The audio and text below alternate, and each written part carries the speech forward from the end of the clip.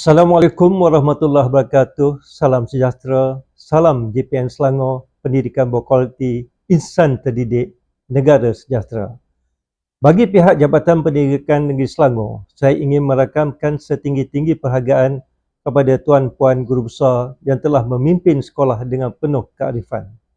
Terima kasih kami kepada guru-guru yang telah membimbing dengan hemah, membina ekosistem pembelajaran yang terbaik sehingga anak-anak tahun 6 berjaya menamatkan pendidikan peringkat rendah dengan jayanya. Tahniah semua murid tahun 6 yang berjaya menamatkan 6 tahun alam persekolahan di peringkat rendah yang sangat membanggakan.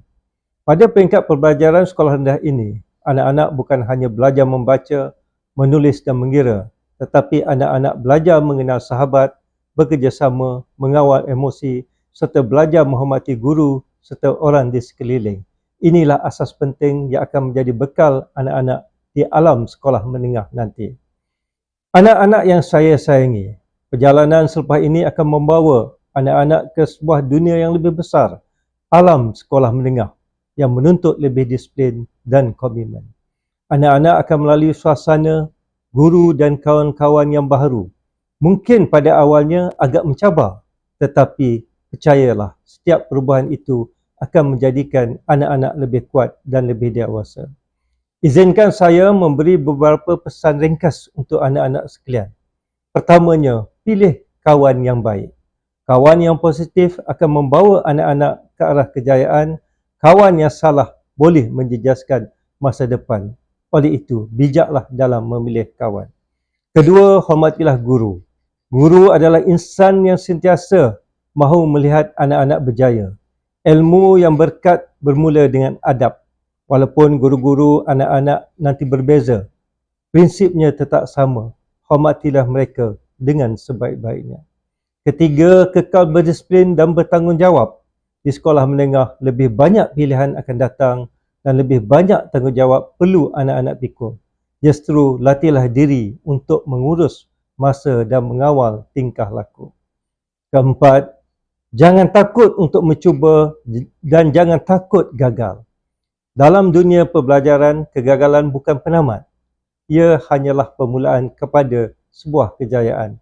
Yang penting, anak-anak terus bangun dan berusaha untuk mencapai kecemerlangan. Anak-anak sekalian, anak-anak adalah harapan keluarga, sekolah dan negara. Ingatlah bahawa kejayaan bukan hanya diukur melalui keputusan peperiksaan, tetapi melalui akhlak, adab dan kesungguhan anak-anak menjadi insan yang memberi manfaat. Kepada ibu bapa, terima kasih atas sokongan dan kepercayaan yang diberikan kepada pihak sekolah. Peranan ibu bapa sebagai rakan kongsi pendidikan sangat besar ertinya.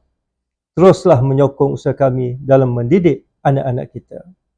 Kepada guru-guru, terima kasih atas segala jasa, pengorbanan dan bimbingan yang diberikan sepanjang 6 tahun ini. Tidak ada kata yang mampu membalas segala usaha yang telah dicurahkan. Terima kasih, cikgu. Akhir kalam, saya mendoakan agar semua murid tahun 6 akan melangkah ke sekolah menengah dengan penuh keyakinan, dengan adab yang terjaga dan dengan impian yang besar. Selamat maju jaya, selamat melangkah ke alam baru yang lebih luas dan mencabar. Semoga anak-anak semua terus berjaya dunia dan akhirat.